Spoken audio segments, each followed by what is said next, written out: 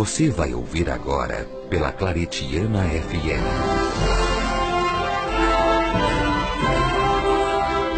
Reflexões da Vida, com o diácono Irmão Francisco.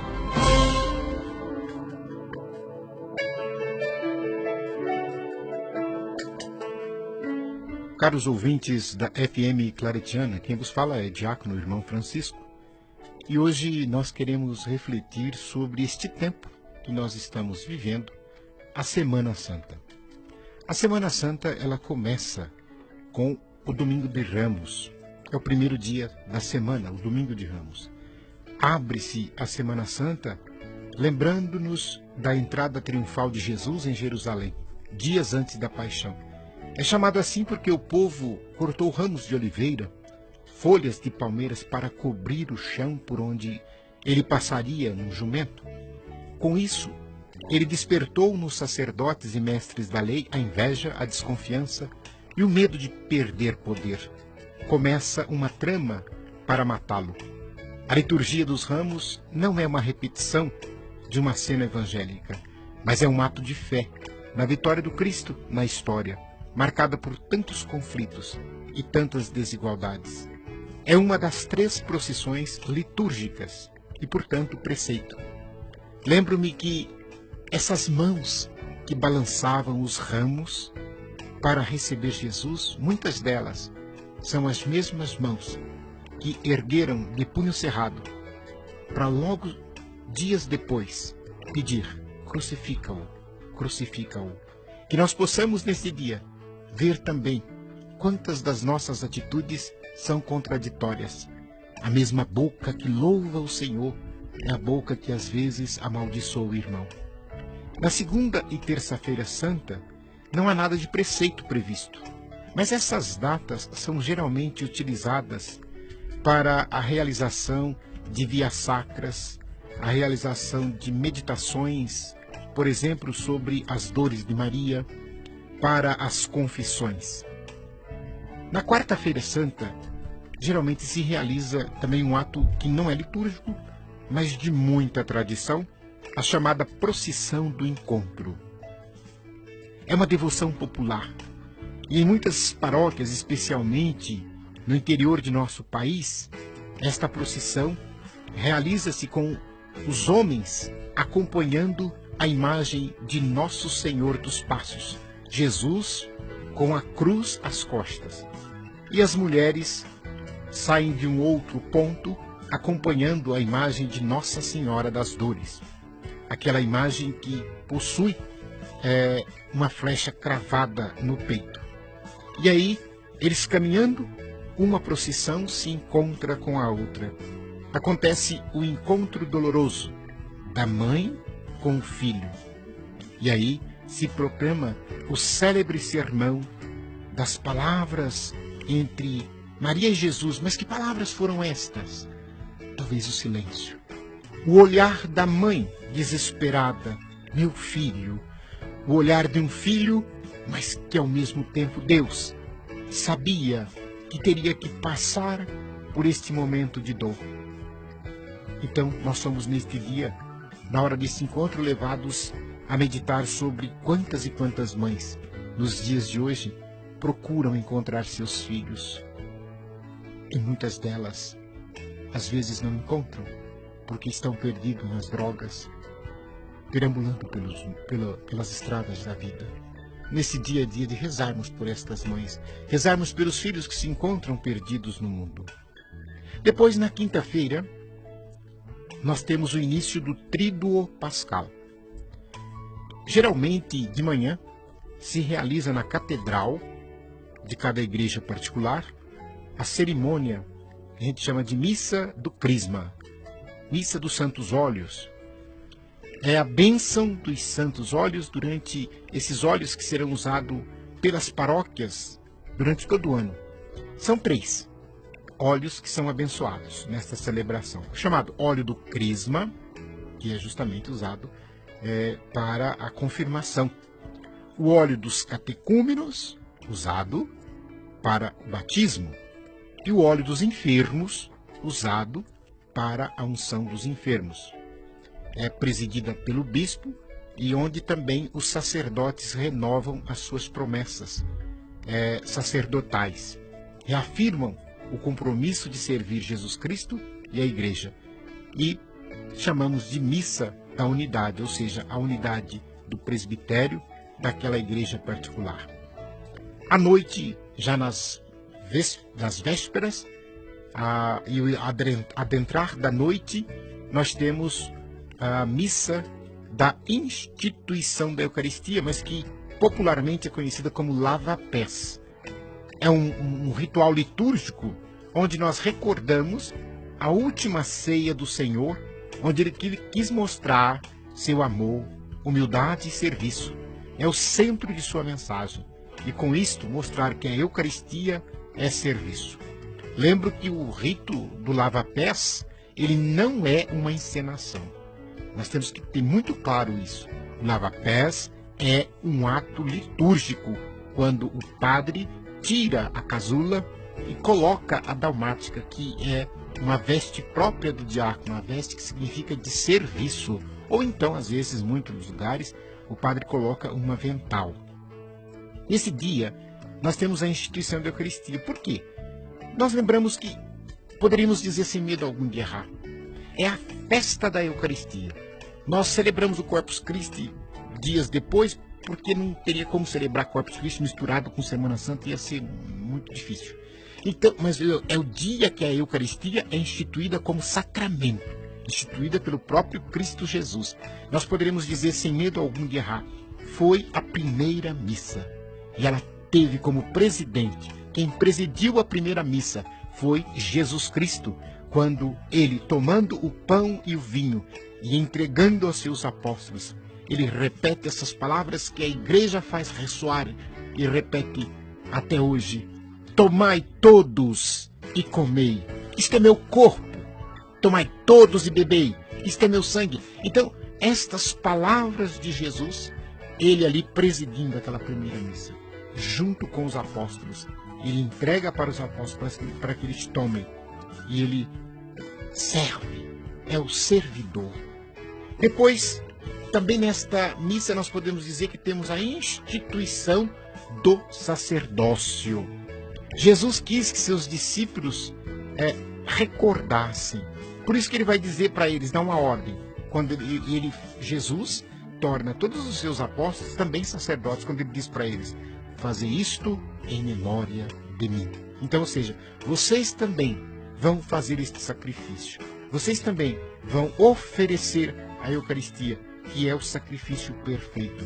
A missa, a celebração do Senhor, que foi Jesus quem mandou celebrar. Nós apenas obedecemos. Eu falava, primeiro dia do Tríduo Pascal, quinta-feira. O povo antigo geralmente dizia a grande missa. Por que diziam isso?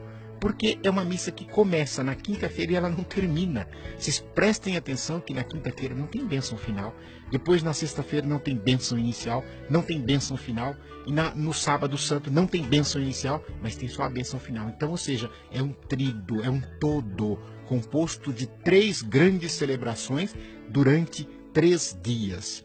Então, por isso que quando se termina essa celebração da quinta-feira, não se tem a bênção, mas se tem a procissão com o Santíssimo. Ou seja, fazemos a transladação do Santíssimo rumo ao local onde o Senhor vai ficar em adoração. Como ele, Senhor, disse a Pedro, Tiago e João: vigiai comigo.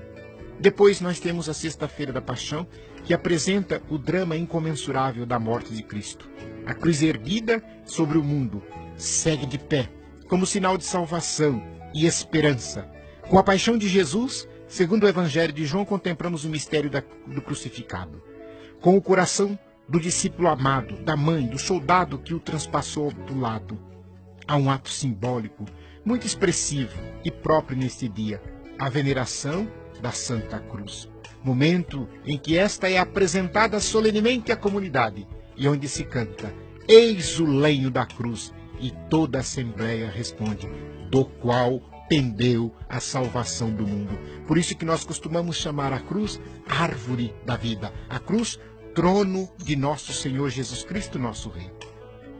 E Depois, geralmente, à noite das sextas-feiras, da sexta-feira santa, melhor dizendo, nós temos, em alguns lugares, se faz a Via Sacra, ou em alguns outros, a encenação da Paixão, ou a procissão do Senhor Morto.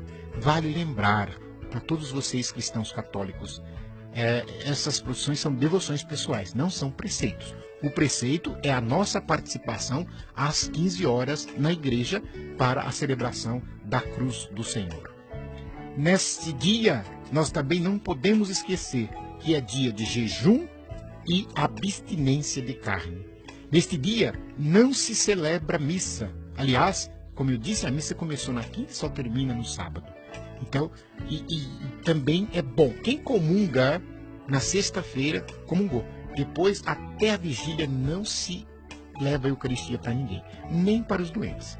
Mas não. Se leva se for viático. Ou seja, aquele doente que já está em fase terminal, está morrendo, então aí você pode levar, o padre ele pode autorizar, então você leva. Mas caso contrário, ninguém nem deve colocar a mão no sacrário neste dia. Porque depois, no sábado santo, nós temos que lembrar que durante o dia é o chamado dia do silêncio. O sábado não é um dia vazio. A grande lição é esta: Cristo está no sepulcro, desceu à mansão dos mortos. É o próprio Jesus Cristo que está calado. Depois, na parte da noite, no início da noite do sábado, e aí então nós temos a vigília pascal. Todos os elementos especiais da vigília querem ressaltar o conteúdo fundamental da noite da Páscoa. A passagem da morte para a vida, das trevas para a luz, e por isso essa celebração ela se inicia no escuro, com todas as luzes apagadas. E ela tem a primeira parte, que é a bênção do fogo. Fora da igreja se prepara uma fogueira, em volta dela o povo se reúne, o sacerdote abençoa o fogo. Em seguida o círio pascal é apresentado. O sacerdote com o estilete fura o círio, fazendo ali o sinal dos cravos, porque Jesus ressuscitado traz as marcas dos cravos. E nesse lugar ele coloca o grão de incenso e depois o cravo. Assim ele expressa com gestos e palavras toda a doutrina do império de Cristo sobre o cosmos. Depois tem a procissão. As luzes da igreja permanecem apagadas. O diácono entra com o círio pascal e ele vai erguendo e proclamando: eis a luz de Cristo. E todos respondem: demos graças a Deus. E os fiéis vão acendendo suas velas no círio pascal, e aquilo que era a escuridão se torna, pela coluna de fogo que entra, a luz que tira as trevas, e a igreja então fica toda iluminada. Na sequência, todos com as suas velas acesas, o povo de pé, ele proclama: incensa-se o círio que representa o Cristo ressuscitado. E aí então temos a proclamação da Páscoa, onde todas as velas erguidas, a Assembleia canta: bendito seja Cristo Senhor. Ele é o libertador, nosso Senhor. E aí nós temos a segunda parte, que é a liturgia da palavra, onde nós temos um total de 7 leituras do Antigo Testamento, 3 das quais são obrigatórias. A de Gênesis, que fala da criação, a do Êxodo, que fala da passagem no Mar Vermelho, a profecia de Isaías e depois a carta aos Romanos e o Evangelho do ano correspondente. Depois nós temos a liturgia batismal. A noite da Páscoa é o momento que se tem mais sentido para celebrar os sacramentos da iniciação cristã. O sacerdote que preside a celebração nesta noite tem a faculdade, olha que importante, de além de batizar, também conferir o sacramento da confirmação, sinal visível de Cristo. E se houver batismo, todos os catecúmenos serão apresentados pelos padrinhos para toda a Assembleia reunida. Neste dia se entoa solenemente a ladainha de todos os santos e santas de Deus que já estão na glória do Cristo ressuscitado. Depois nós temos a bênção da água, onde é feita a aspersão. O povo também faz a sua profissão de fé, renuncia ao demônio, abraça a Cristo. E aí eles são aspergidos com esta água. Nesta celebração não se reza o credo. Depois entra a liturgia eucarística e segue-se então como nós conhecemos. E nesse dia também a oração eucarística é a número 1. Depois nós temos o domingo da Páscoa, o domingo da ressurreição. É o dia santo e mais importante para todos nós cristãos. Depois de morrer crucificado, ele vence a morte e ressuscita. Do hebreu Pessach, Páscoa significa passagem, passagem da escravidão para a liberdade. O povo hebreu passou pelo Mar Vermelho, aberto por Moisés, conduzido por Moisés. A Páscoa judaica celebra essa libertação do cativeiro do Egito, da escravidão do Egito. A Páscoa cristã não é mais a passagem pelo Mar Vermelho, mas é a passagem por esta vida.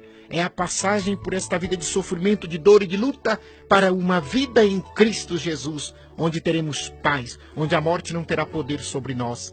É a libertação da escravidão, não mais do Egito, mas da escravidão do pecado, onde às vezes nós estamos arraigados. E quando o Cristo ressuscitado no meio da Assembleia, nós dizemos, Cristo vive. Não estamos usando um modo de falar, como pensam alguns, para dizer que vive somente em nossa lembrança. Não. Jesus Cristo vive e realmente Ele é o Senhor. Jesus vive e é o Senhor.